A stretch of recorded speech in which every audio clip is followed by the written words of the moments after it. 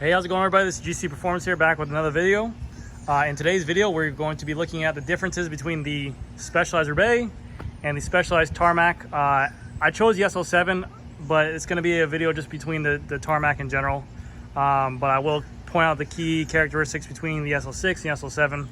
But I just kind of wanted to go over a couple features, or maybe you're looking at getting a bike and you're trying to decide between the two, either the ROUBAIX or the TARMAC. And I know the TARMAC is always labeled as I know the ROUBAIX is always labeled as a grandpa bike or an upright bike, but I got to defend it here because it's one of my most favorite bikes. For that main reason is that they redesigned it completely 2 years ago, and it's very fast. There's very little, I mean, looking at the bikes too right now, if you didn't have that Future Shock on there, on the top right there, if you didn't have that Future Shock right there, the bikes look almost identical. You can see the lower rear stays, the fork elongation is almost similar, the stem height is all the same. So I just kind of want to go over both of them. They're both 52s, and I did take measurements already on the bikes. So this is a TARMAC SL7 Pro. That's ROUBAIX Expert 2020. I did take measurements on these bikes already, and everything on these bikes are almost identical. I took some measurements on the TARMAC from the through axle bolt up to the stem cap. The head tube cap. I took measurements from the head tube cap to head tube cap. I took measurements from head tube cap to top of the stem. They're all identical. And I will actually show you. I have a tape measure right here. Bear with me 1 second. So if we're gonna go right here, we're gonna go boom to boom to measure the head tube. And you guys can see, hold on a second, let me adjust this in here. We go right here, we're looking at about 110, right where that line is. 110 millimeters from head tube cap to the bottom of the head tube. We go in here to the ROUBAIX. Ow, that freaking hurt. And we are right at 110. So head tube angles or head tube stack as well are the same. The height of the stack right here on this Future Shock are the same. I know this looks a lot bulkier, but this is almost identical as well. So get right underneath that line. We're about at like 55 here.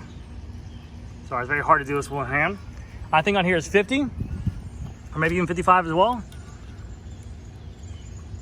So 50. We're gonna call it 50. So 5 millimeters there. And then the height from here to here, you got to think. The only reason why this is a lot taller, I did a measurement from through axle to top of the hood, and it came back, I think it was like 10 millimeters higher because of the fact you have this hover bar as well. So if this was a flat bar, this would be a lot lower. The reason why the ROUBAIX can go up higher if you needed it to, as it comes stock like this with just a Future Shock. You can actually remove this Future Shock, bring it up, and you can put 3 spacers in here, 5 millimeters a piece, and bring it up 15 millimeters more. So that'll be the benefit of the ROUBAIX. But in terms of like head tube angles being taller, the fork elongation, the wheelbase is exactly the same. I measured it through axle to through axle on the ROUBAIX and through axle to through axle on the TARMAC, and they're exactly the same as well. So it's not a longer wheelbase anymore. They just did things to make it more comfortable to ride without making it an upright bike. And you also have the option to do that too. But, so I'll go over the differences of the two of them. So, oh my God, these birds are horrible.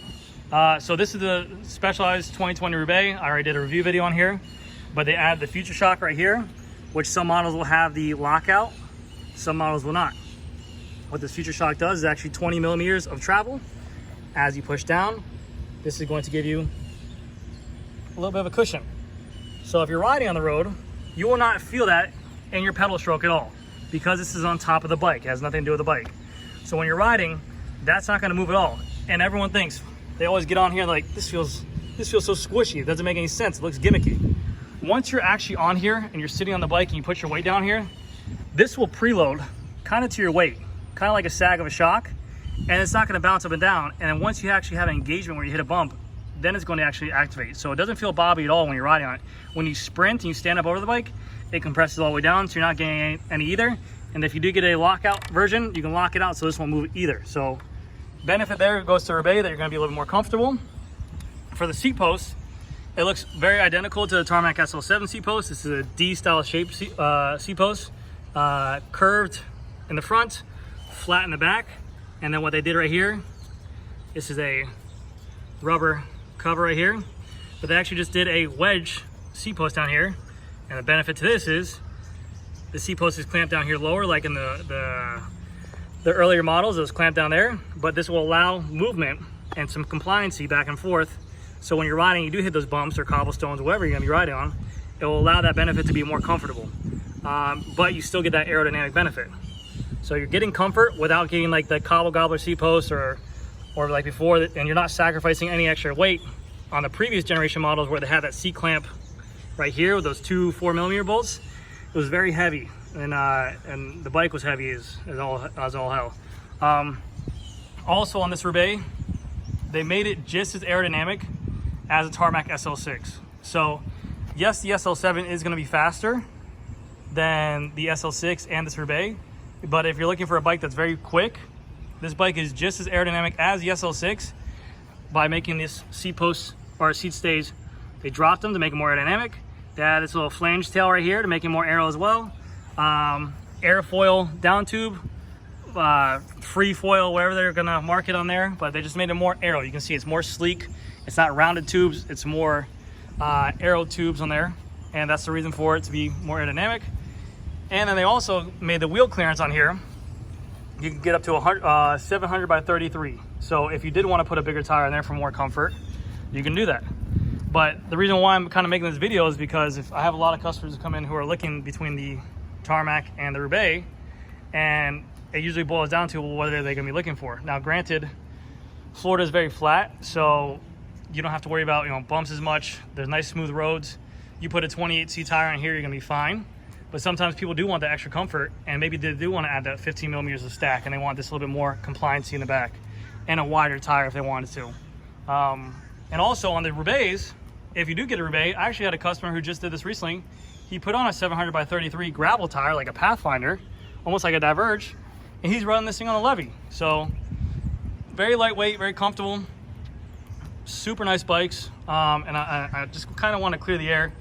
Yes, the Roubaix has that bad name of being a granny bike or an upright bike. I had the SL4 back in the day. The SL4 head tube was huge. They had the zerts on there. It was really long. It was like a limo. It was very comfortable riding, but yes, that was considered a very upright bike.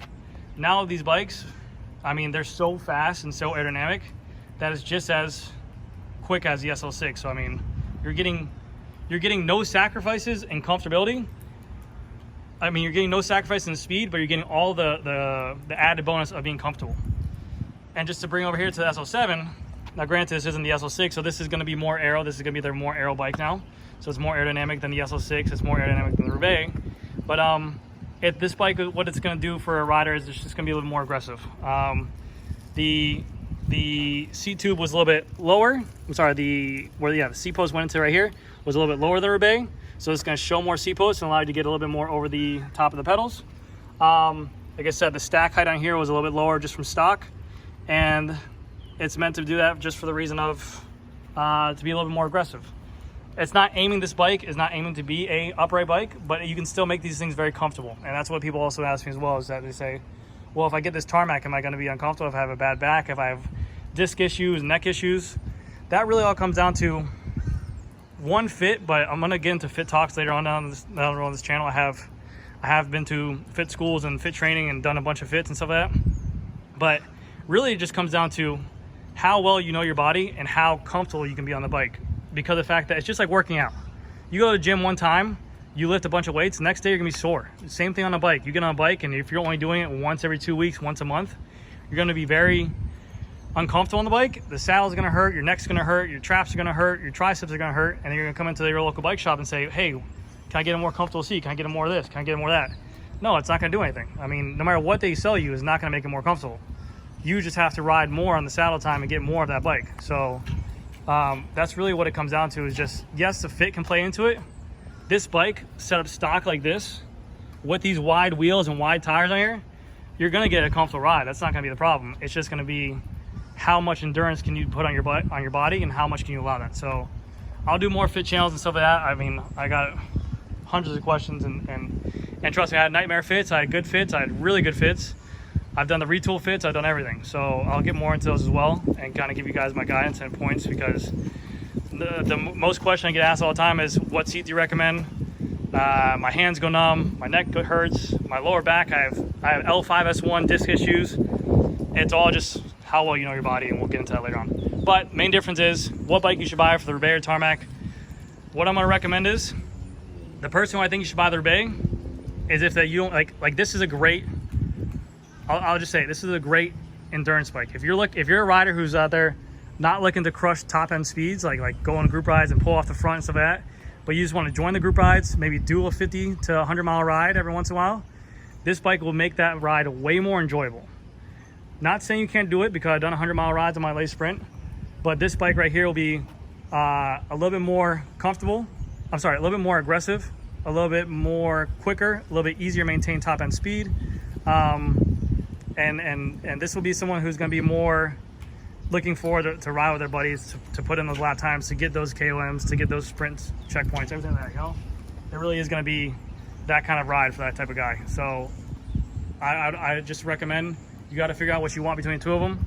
But the ROUBAIX is not a slow bike at all, and I just want to kind of say that. I hope this video helps. If it did, please leave a like and a comment and subscribe for more content. But definitely let me know what you guys think between the two bikes.